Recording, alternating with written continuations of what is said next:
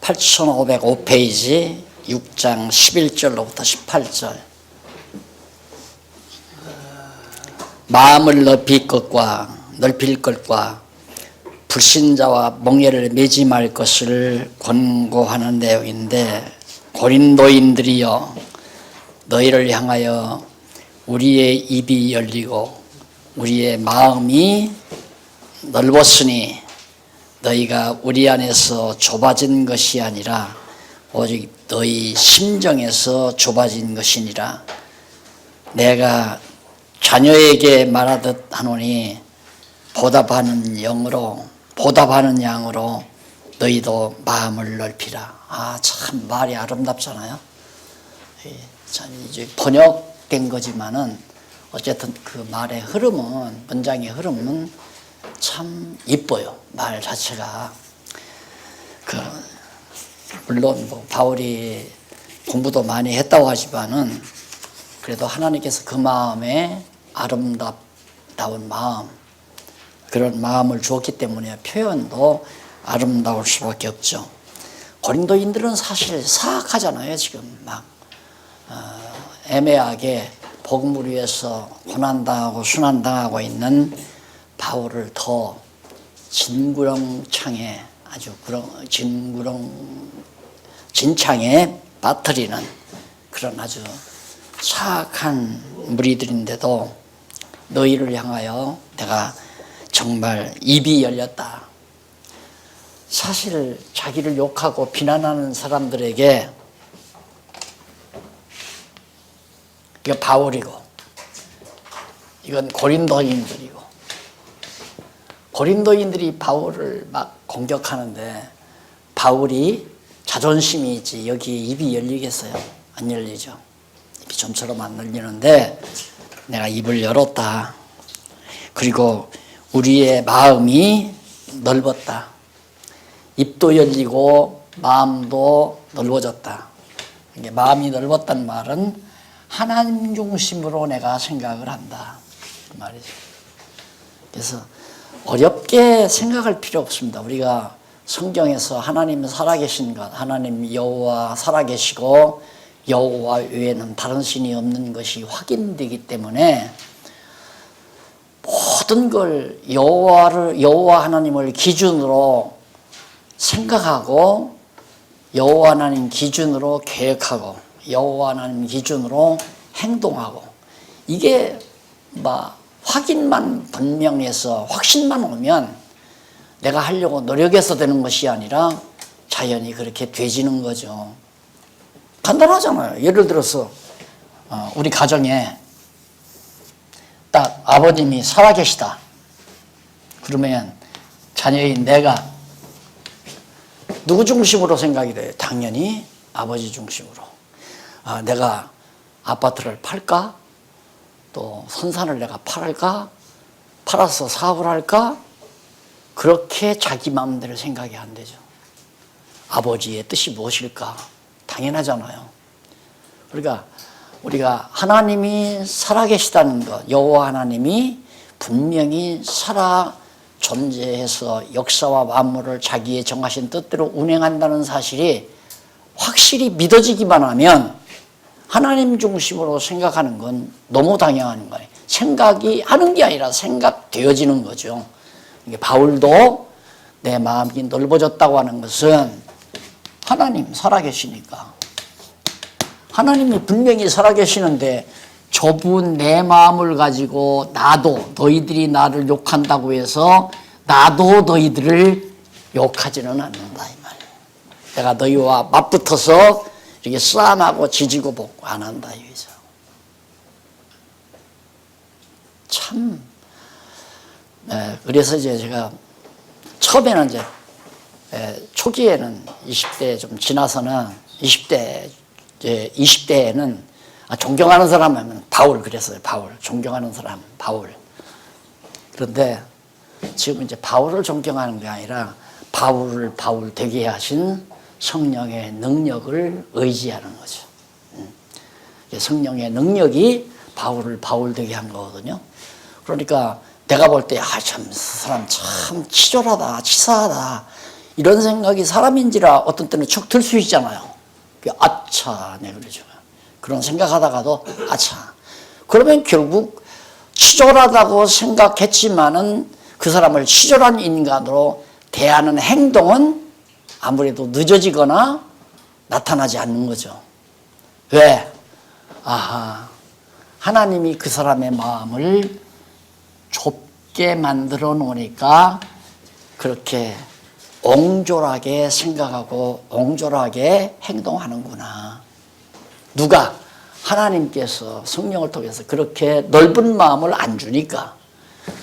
그러면 이 사람을 내가 비판한다고 하는 것은 내가 기준이 되지는 거예요. 내가 기준이.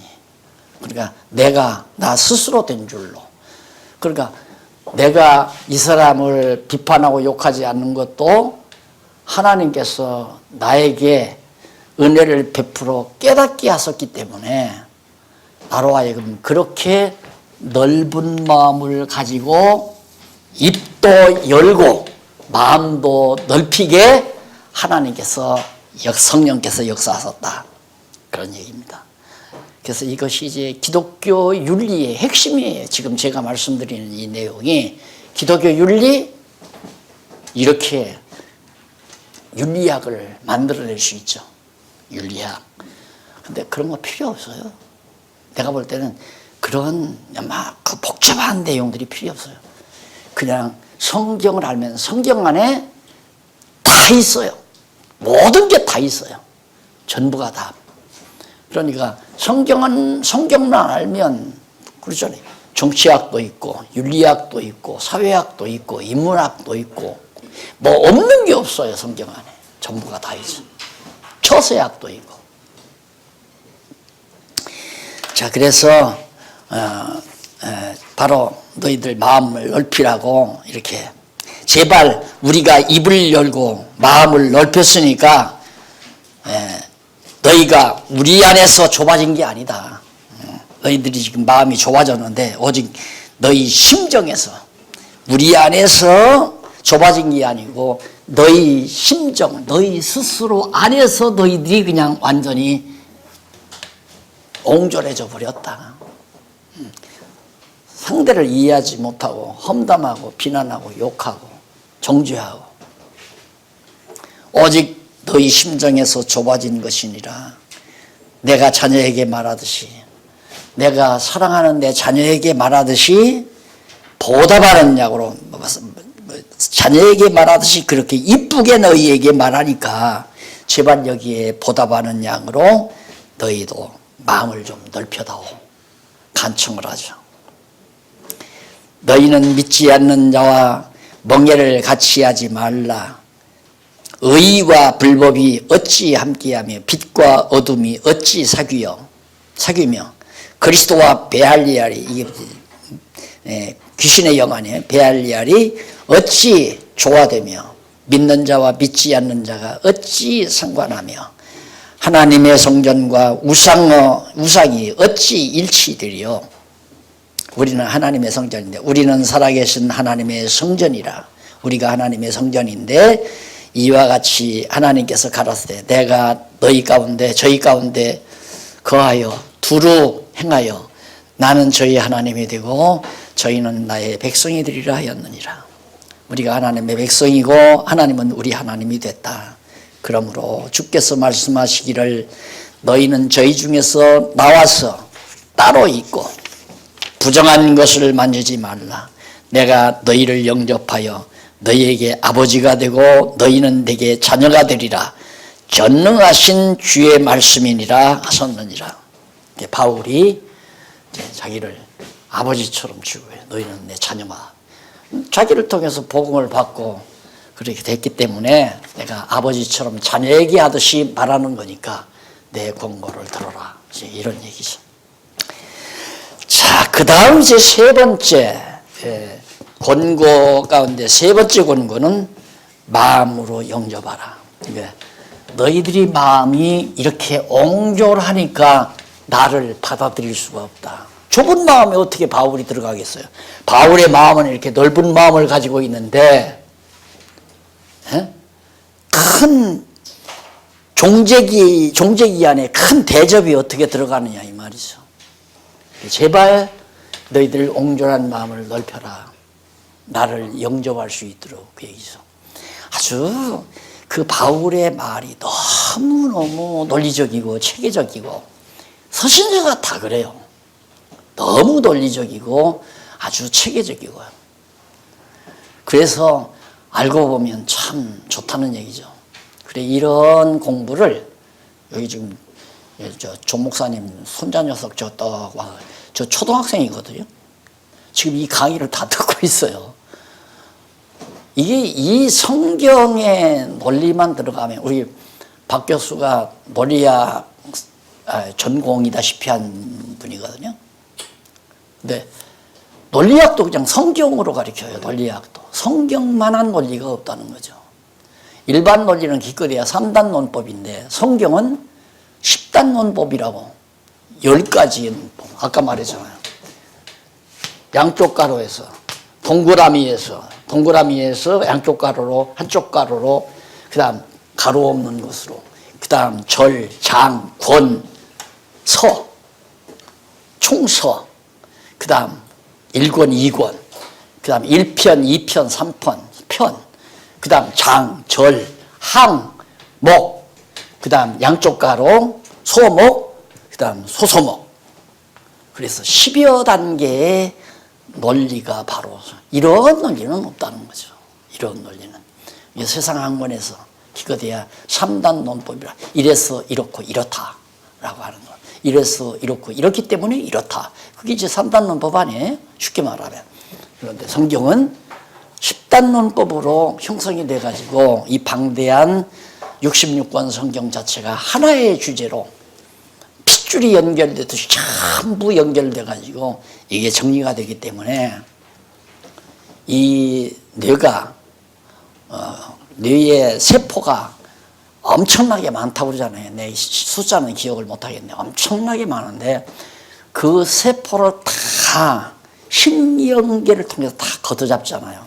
하나의 초점에 의해서. 그게 우리 두뇌란 말입니다. 그러니까 성경을 깨달으면 이 성경을 바르게 알게 되면 다 터져나가는 거죠. 전부 다. 모든 이치가 다 열려나가는 것이다. 그렇게 좀 제발 마음을 넓혀라. 너희들을 속 좁아가지고 나를 영접하지 못한다. 지금 논리는 그 얘기예요. 그래서 마음으로 영접하라고 권고하는 내용인데 자신을 깨끗하게 할 것과 마음으로 영접할 것을 7장 1절로 4절 바울에게 욕하니까 너나 잘해라 그 말이에요. 네 마음을 좀 깨끗하게 해라. 남 욕하는 사람은 남을 욕함으로 자기가 위대해지는 걸로 착각을 하는 거예요. 남을 험담함으로 자기가 그 사람보다 낫다고 착각하는 그 착각 현상에서 남을 욕하고 비난하는 거거든요. 그러니까 바울이 너나 잘해라. 내 마음이나 좀 깨끗하게 해라. 나 험담하지 말고 그 말이에요. 좀 사악하게 말하고. 근데 바울이 그렇게 말하죠. 그런즉 사랑하는 자들아. 먼저 앞에서 사랑하는 자들이라고 호칭을 하잖아요. 자들아. 이 약속을 가진 우리가 하나님을 두려워하는 가운데서 거룩함을 온전히 이루어 육과 영의 온갖 더러운 것에서 자신을 깨끗하게 하라고 하는 게 아니라 같이 하자. 너나 나나 너희들이나 나나 마음을 좀 거룩하고 깨끗하게 그렇게 해가자. 마음으로 우리를 영접하라. 우선 마음으로 날 초대에다가 자식 베풀지 말고 우선 너희들 마음만 넓어져 버리면 용납이 용서가 되잖아. 아무 때라도 만나도 올싸할 수 있을 정도로 그렇잖아요. 아무 때라도 만나도 우선 마음으로 나를 영접하라. 우리를 영접하라. 우리가 아무에게도 불의를 하지 않고 아무에게도 해롭게 하지 않고 아무에게도 속여 빼앗은 일이 없노라. 우리는 절대 고린도 교회 성도 너희들에게서 뭘 빼앗거나 속이거나 그런 일 절대 없다. 해롭게 하거나 내가 정죄하려고 이 일을 하는 것이 아니야. 이 말을 한다. 내가 너희들을 정죄하려고 이 말을 하는 게 아니다. 사실을 얘기하는 거다. 나한테 속은 자 있느냐? 나한테 거짓으로 쑥은 자 있느냐? 해로움을 받은 자가 있느냐? 없지 않느냐 이 말이죠. 빼앗긴 일이 있느냐 무엇이라도. 그러면서 이 말을 하는 것이 너희를 정죄하려고, 너희들 죄인이라고 정죄하려고 하는 말이 아니라 이전에 말하였거니와 너희로 우리 마음에 있어 함께 죽고 함께 살게 하고자 함이라. 참 제발 우리 같은 목적으로 해서 함께 살고 함께 죽자. 우리 한 목적을 위해서, 오직 하나님의 영광을 위해서 함께 살자. 그래서 이 말을 하는 거지, 너희들 나 욕했다고 정죄하려고 내가 이 말을 하는 게 아니다.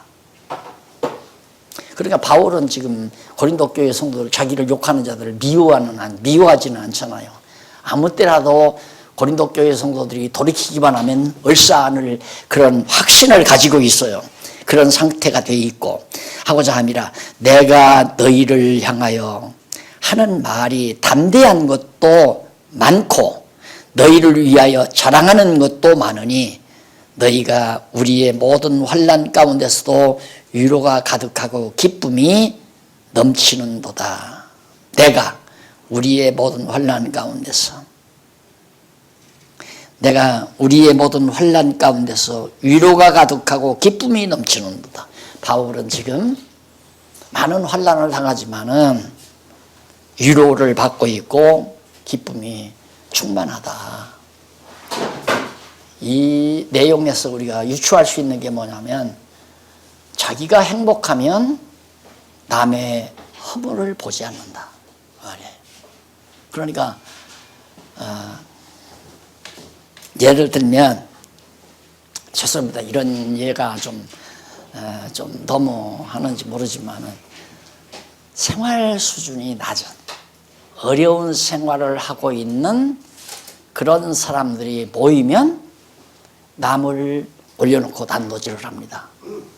동창회가 모였다. 그럼 동창들이 모였는데 그게 성공한 사람들이 모이면 절대 다른 동창들을 욕 안 해요. 근데 성공하지 못하고 어디 막노동을 하거나 정말 생활을 어려운 가운데서 살면서 그런 동창들이 모이면 앉아서 그 새끼 이번에 국회의원 나선 새끼, 야 잘난 척 잘하더라. 그 새끼 도둑질 많이 해먹었대. 야 정치자금도 많이 받아서 이번에 걸려들 거야. 이런 얘기를 하게 되는 거죠. 그래서 남의 허물을 자꾸 들춰내고 비난하고 험담하는 것은 불행한 자들의 몫입니다. 바울은 내가 지금 많은 환난을 겪지만은 나는 하나님께로부터 많은 위로를 받고 있고 내 기쁨이 넘친다. 그러니까 나의 기쁨이, 내가 행복한데, 내가 만족한데 남을 욕할 필요가 뭐 있어요. 욕이라고 하는 것은 자기 스트레스를 푸는 하나의 방법이거든요. 남을 욕하는 것은. 그러니 남을 욕하고 비난한다는 것은 가장 저질이죠. 저질행위. 도리어 그 친구 참 사느라, 예를 들어서 성공한 동창들이 모이면 그 아무개 참 학교 다닐 때는 공부도 잘했는데 요즘 참 경제적으로 어려운가 봐. 한번 날 찾아왔더라고. 그래서 내가 어떻게 안내도 해주고 그 사업자금도 좀 도와주려고 내가 그러고 이런 얘기가 오고 가는 거죠. 그러니까 동창들을 사랑하는 마음을 서로 주고받는, 그게 성공한 동창들이 모여서 하는 대화의 주제고, 목사님들도 마찬가지예요. 목사님들도 목회에 실패한 사람은 목회 성공하는 사람 늘 욕하고, 소위 이제 일반적으로 볼 때. 그래서 막 교회를 갖다가 막 이렇게 비난하고 욕하고, 아무게 뭐 2단이니 3단이니 그래가면서, 그게 보통 보면 우리나라도 나는 그렇게 교회를 크게 하지도 못했는데, 성공도 못했는데 그렇게 나를 모든 목사님들이 요구를 했더라고요. 교단에서 2단이라고도 하고. 근데 순복음교회 모목사도 2단 시비 걸렸고, 어디야 또 아까 목사님들도 얘기하네요. 네. 그런 사람들 교회가 크니까 다 2단 시비 걸린 거거든요. 교회가 크니까. 시기 질투가 작용된 거란 말입니다. 그래서 일단 남의 말 많이 하는 거, 남 험남 자꾸 들추어내는 건 가장 속 좁은 저질 행위. 이걸 성도들이 다 알고 나면, 깨닫게 되면 자기가 얘기하다가 아이고 내가 왜 이렇게 저질이야, 이렇게 말씀이 생각나면, 아 지난주에 목사님, 아 몇 주 전에 목사님 이렇게 남 욕하고 비난하는 건 저질행위라서 성경에 고린도서에 보니까 그 저질행위, 마음이 좁아서 나오는 저질행위라고. 그 말이 생각이 나면 욕하다가도 그 다음 입 딱 아 내가 잠시 실수했구나. 이래 가면서 이제 점점 인격이 고매해져 가는 거예요.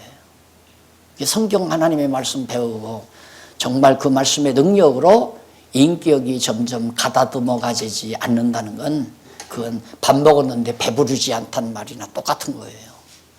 밥 안 먹었는데 배부르다는 말과도 같은 거고, 밥 먹었는데 배가 안 부르다는 말도 같은 거고, 있을 수가 없는 얘기죠. 정말 하나님의 말씀을 통하여 자기 영혼이 아주 건강하게 튼튼하게 성장을 했는데 어떻게 자꾸 남 비난하고 욕하고 험담하고 남 험집 자꾸 드러내고. 그러니까 힘없는 국회의원들이, 정치를 보면 힘없는 국회의원들이 뭐 하나 남의 험집 하나 딱 발견하잖아요.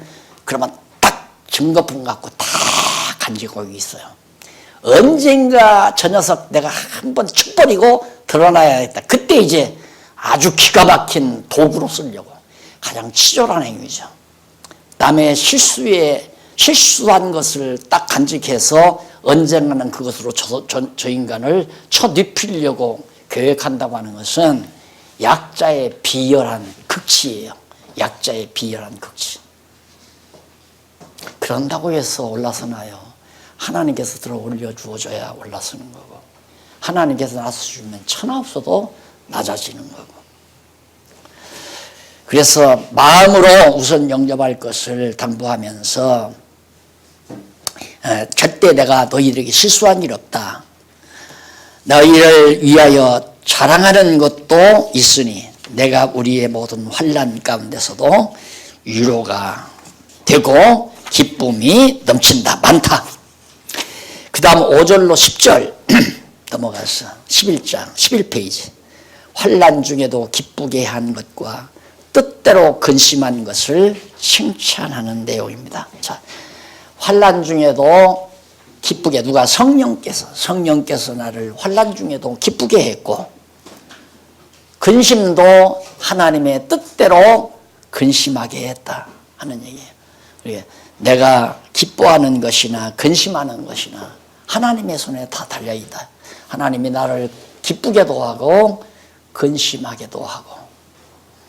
자, 우리가 마게도냐에 이르렀을 때에도 우리 육체가 편치 못하고 사방으로 환난을 당하여 우겨쌈을 당하잖아. 이쪽에서만 바울을 핍박하는 게 아니라 동쪽에서도 서쪽에서도 북쪽에서도 남쪽에서도 계속 바울을 사방에서 핍박을 하니까 밖으로는 다툼이요 안으로는 두려움이라. 바울이 그렇게 살아요. 정말 이러다가 내가 맞아 죽지 않는가, 이러다가 내가 정말 병들어 죽지 않는가. 자, 그러면서 그러나 6절, 비천한 자들을 위로하시는 하나님이 기도의 오므로 우리를 위로하였으니 저의 온 것뿐 아니라 오직 저가 너희에게 받은 그 위로로 위로하고 너희의 사모함과 애통함과 나를 위하여 열심히 있는 것을 우리에게 고함으로 나로 더욱 기쁘게 하였느니라. 자, 이 내용이 뭐냐면 정말 자기가 환난 속에서 어려울 때 과거 얘기예요. 기도가 고린도 교회 성도들이 보내준 생활비죠. 쉽게 말하면 선교비. 그 선교비를 가지고 그 어려울 때 어무로 바울이 그걸 받고 너무 잊을 수가 없으니까 이걸 한번 회고해 주는 겁니다. 너희의 사모함과 애통함과 나를 위하여 열심히 있는 것, 얼마나 나에 대한 관심이 많은가? 이것이 우리에게 이것을 그런 너희들의 고린도 교회 성도들 과거에 그런 성도들의 마음을 디도를 통해서 전달받았다 그 말이 받았는데 그걸 통해서 많은 위로가 됐다. 그러므로 내가 편지로 너희를 근심하게 한 것을 후회하였으니 쓰나 지금은 후회하지 아니함은 그 편지가 너희로 잠시 근심하게 한 줄을 알미라. 그러니까 과거에 그렇게 잘했는데도 고린도 전서에서 여러 가지 막 책망도 하고 막 그랬잖아요. 아, 내가 공연히 그렇게 성도들의 마음에 상처를 줄 수 있는 말을 공연히 했나 하고 근심을 했는데 지금은 안 한다. 왜? 그렇게 그런 편지를 보내므로 너희에게 하나님의 뜻에 합당한 근심을 하게 한 것이라고 자기가 이해했기 때문에. 그래서 9절에 보면 내가 지금 기뻐함은 너희로 근심하게 한 까닭이 아니요 도리어 너희가 근심함으로 회개함에 이른 까닭이라.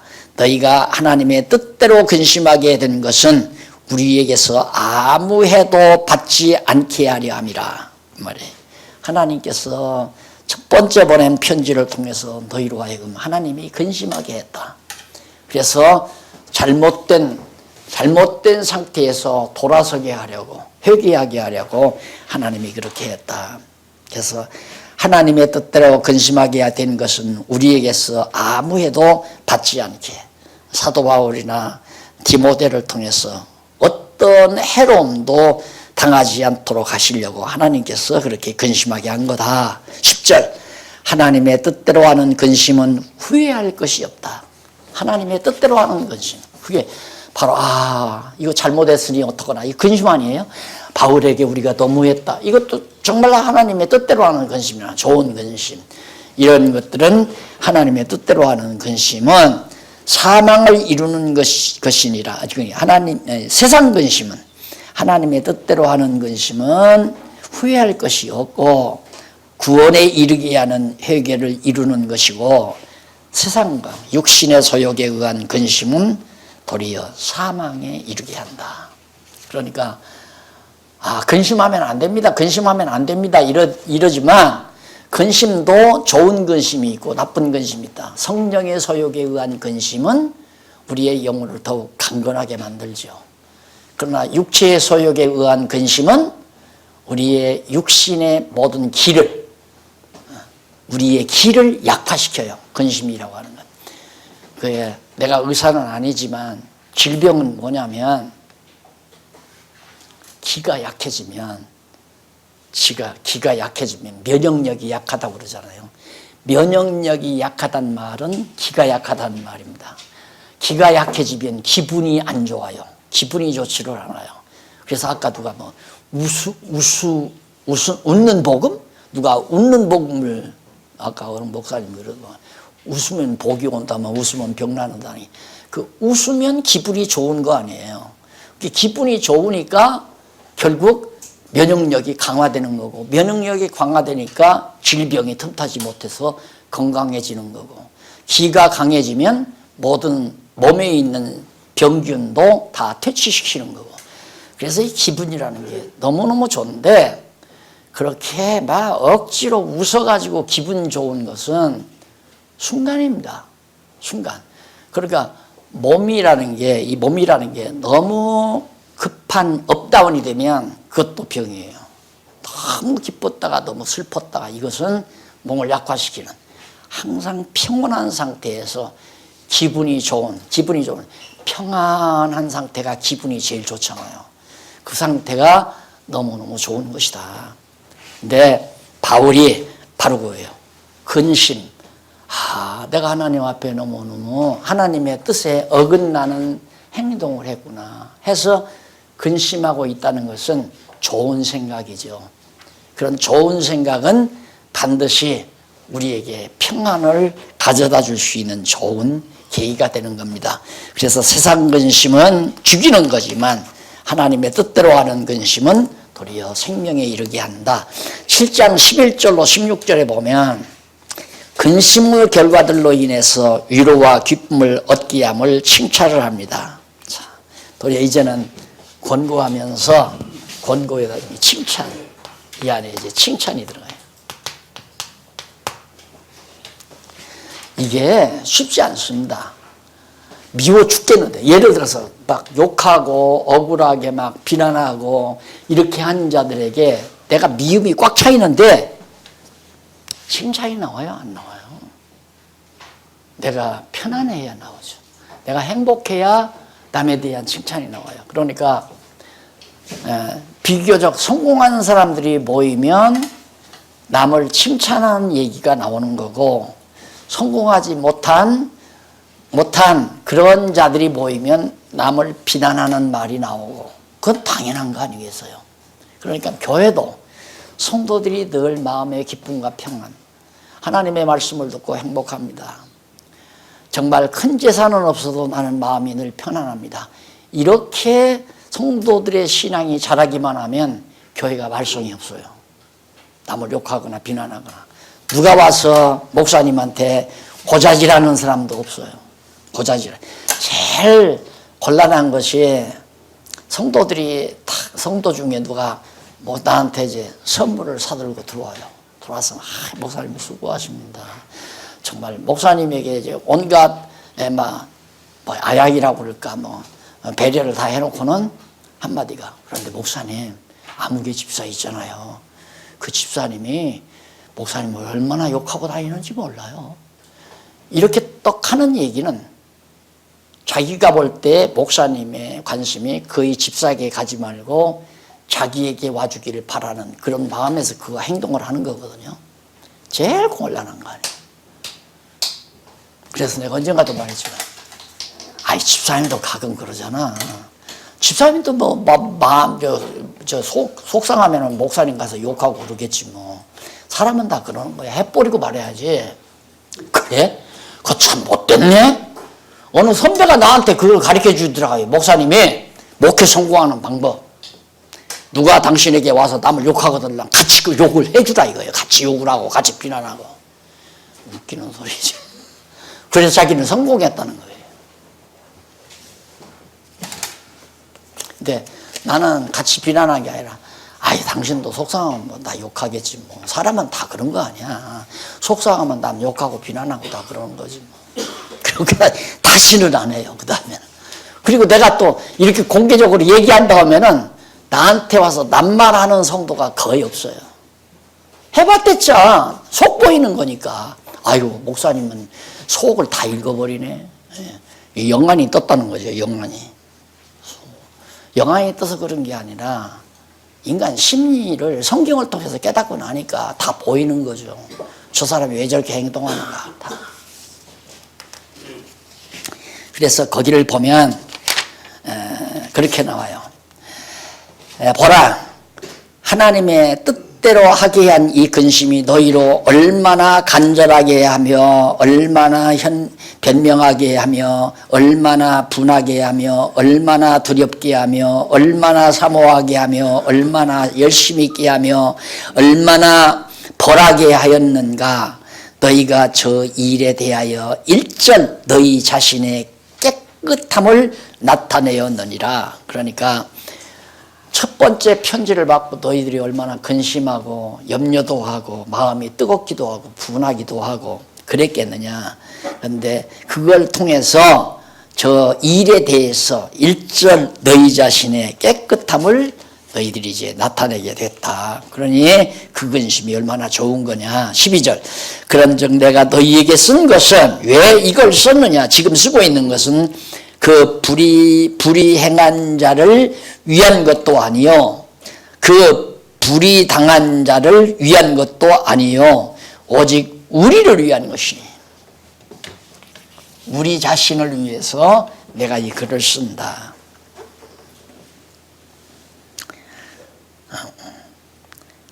너희에게 나타내 우리를 위한 것이, 위한 너희의 간절함이 하나님 앞에서 너희에게 나타나게 하려 함이니라. 그러면서 이로 인하여 우리가 위로를 받았고 우리의 받은 위로 위에 기도의 기쁨으로 우리가 더욱 많이 기뻐함은 그의 마음이 너희 무리를 인하여 안심함을 얻었음이니라. 그러니까 디도도 이제 성도들이 많이 마음이 바뀌어졌으니까 기도도 기뻐하고, 기뻐하는 모습을 보고 나도 기쁘고 위로도 다. 그래서 14절, 내가 그에게 너희를 위하여 자랑한 것이 있더라도 부끄럽지 아니하니 우리가 너희에게 이런 말이 다 참된 것 같이 디도 앞에서 우리의 자랑한 것도 참되게 되었도다. 하나님께서. 그러니까 디도에게 사도 바울이, 물론 디도가 와서 고린도 교회 성도들의 비행을 얘기해서가 아니라 바울이 디도에게 고린도 교회 성도들을 자랑을 했다는 얘기죠. 걱정하지 마, 잘 될 거야. 그들도 이제는 좋은 신앙을 가지고 성숙해서 우리와 함께 좋은 동역자로서 같이 할 거야. 이런 좋은 얘기를 했는데 바울이 디도에게 한 말이 헛되지 않게 하나님께서 해주셨다. 그런 뜻입니다. 그래서 너희를 위하여 안심함을 얻었음이니라. 내가 그에게 너희를 위하여 자랑한 것, 아까 다 얘기한 거죠. 그러면서 15절, 저가 너희 모든 사람들이 두려워하고 떨므로 자기를 영접하여 순종한 것을 생각하고 너희를 향하여 그의 심장이 더욱 깊어졌으니, 디도가 그만큼 너희를 향해서 지금 마음이 깊어졌다. 내가 너희를 인하여 범사에 담대한 거로 기뻐하노라. 이제는 성도들을, 고린도 교회 성도들 때문에 바울이 도리어 마음이 이제 담대했다. 왜? 하나님께서 이제 고린도 교회 성도들의 마음을 자꾸만 변화시켜서 좋은 쪽으로 나가게 해주니까. 그래서 마지막 7장 마지막 절까지 해서 바로 칭찬으로서 권고를 마무리하는 내용이 7장 마지막 절까지 소개되었습니다. 자, 그 다음 이제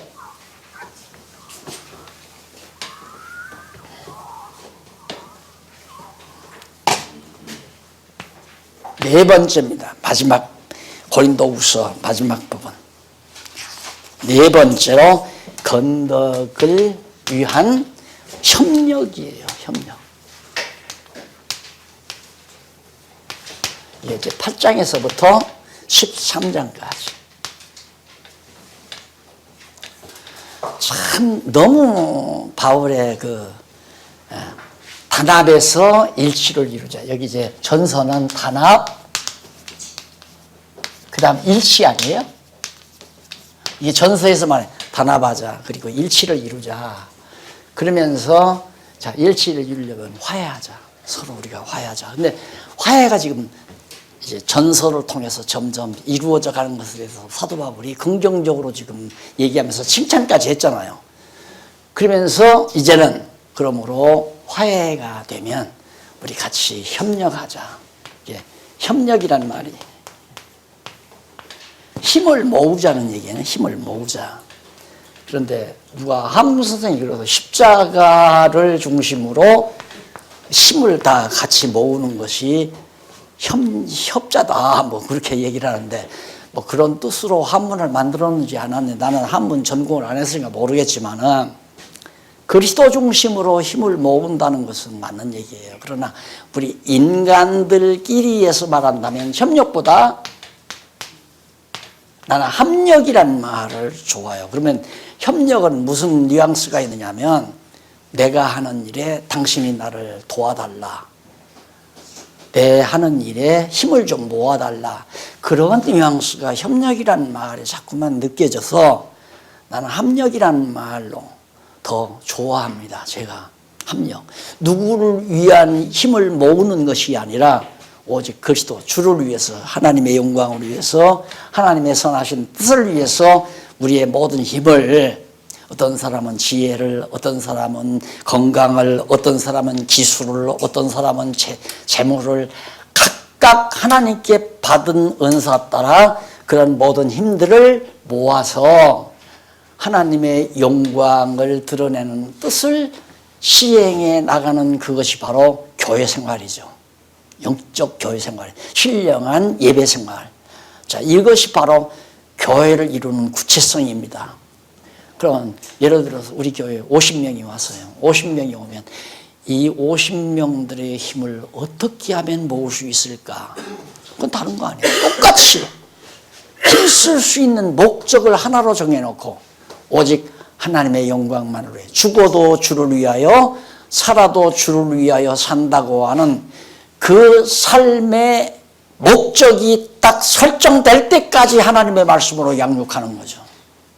그렇게 양육해 놓으면 50명이 합력해서 소위 그리스도를 중심으로 협력을 이루어서 선한 사업을, 선한 일을 해가는 삶 자체가 영적 예배의 삶이다. 그러니 이게 얼마나 고상한 삶입니까? 정말 우리가 땅에 발을 붙이고 살지만은 참으로 아름다운 삶이에요. 너무너무. 이 교회를 이루어서 산다는 것이 정말 아름답죠. 세상 어디에서도 발견해 볼 수 없는 가장 고상하고 아름답고 수준 높은 정말 아름다운 삶. 이것이 교회 생활이다라고 할 수 있습니다. 그래서 건덕을 위한 협력이 바로 지금 8절로 9절까지인데 그 가운데서 바로 첫 번째가 뭐냐면 협력을 촉구하는 권고. 촉구하는 권고. 이게 이제 7장에서 8장까지죠. 그러면 예를 들어서 성도들이 협력을 안 해요. 그러면 이번 주일에 내가 협력하는 걸 목표로 해서 하나님의 말씀을 전해야 되겠다면 바로 7장 8장을 다 정하면 돼요. 7장 8장을 본문으로 해서 이제 본문 설교, 주의 설교라고 할 수 있죠. 주의 설교라고도. 그런데 주의 설교는 7장 8장만 하는 거 아니에요. 8장만 가지고 하잖아요. 그러나 강론 설교는 성경 전체의 배경에서 부분을 설명할 수 있어야 강론이 가능하니까. 7장 8장을 한계로 해서 이제 할 수도 있고, 그 다음에 이제 그보다도 낮은 촉구하는 권고 가운데 그보다도 낮은 상태에서 강의를 하려면 연보로 협력함을 권고. 연보로 협력.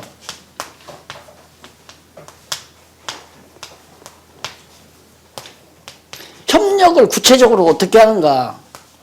연보를 통해서 그것이 7장, 8장에서 내가 9장이죠. 여기는 8장 1절로부터 15절까지. 이게 이제 바로 이제 본문 설교. 아주 주일날 같은 때 이 설교하는 범주를 이 정도로 잡고 이 가운데서 이 내용을 전부 다 읽지 말고 요 부분에서 요 절 한두 구절만 딱 읽고 범주를 1절로 15절까지 범주를 정해서 우리가 연보로 선한 일에 협력하는 그런 삶에 대해서 하나하나 권고하면 바로 이제 제목 설교가 아니라 본문 설교가 되지는 거죠. 그래서 첫 번째 양쪽가로 얘기했으면 첫 번째 소재가 1절로 8절, 8장 1절로 8절 이쪽에 나오잖아요. 자, 19페이지에 1절로 8절 첫 번째 소재입니다. 마게도냐 교회들처럼 고린도 교회도 연보할 것을 권고합니다. 연보 권고, 연보를 해야 한다. 하라는 권고. 그러니까 내가 연보를 하라고 말하는 게 아니라 성경 말씀에 권고한 그대로만 가르쳐 주면 돼요.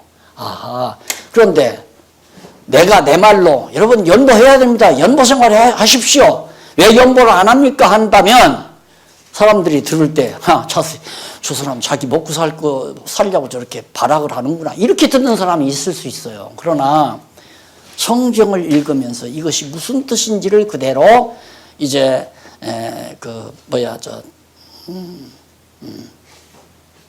본문 설교, 본문에 있는 대로 해설해 주는 게 본문 설교거든요. 본문에 있는 대로, 성경에 있는 대로 하나하나 이렇게 읽어주면 하나님 말씀이구나 이렇게 받는 거죠. 받는 사람 자체가. 그래서 형제들아, 하나님께서 마게도니아 교회들에게 주신 은혜를 우리가 너희에게 알게 하노니, 이 말은 마게도니아 교회가 얼마나 연보 생활에 철저히 하는가를 너희에게 알게 해주겠다. 환난의 많은 시련 가운데서 저희 넘치는 기쁨과 극한 가난이 저희로 하여금 풍성한 연보, 가난하고 어려움을 당하는 가운데도 연보가 마게도니아 사람들은 풍성하게 했다. 사실 부자라고 해서 연보 많이 하는 건 아니잖아요. 가난해도 하나님께서 그런 마음을 주어야 연보를 하기 때문에, 그래 넘치게 하였나니라. 그러면서 내가 증거하노니 저희가 힘대로 할 뿐 아니라 힘에 지나도록 자원하여 이 은혜의 성도 섬기는 일에 참여함에 대하여 우리에게 간절히 구하니 우리의 바라던 것뿐 아니라 저희가 먼저 자신을 주께 드리고 또 하나님의 뜻을 쫓아 우리에게 주었도다. 자, 거기에 연보의 정신, 자세 이런 것들이 다 나와요. 그 성경 구절 안에 그런 것들을 바로 뒤에 보면 쭉 설명을 했습니다. 그러니까 연보라고 하는 것은 거기 나온 대로 힘대로 해야 된다. 그뿐만 아니라 힘에 지나도록, 그 다음 자원해서, 억지로 하지 말고 자원해서, 스스로 원해서 내게 만들어야 된다. 원해서 해야 된다. 자원해서.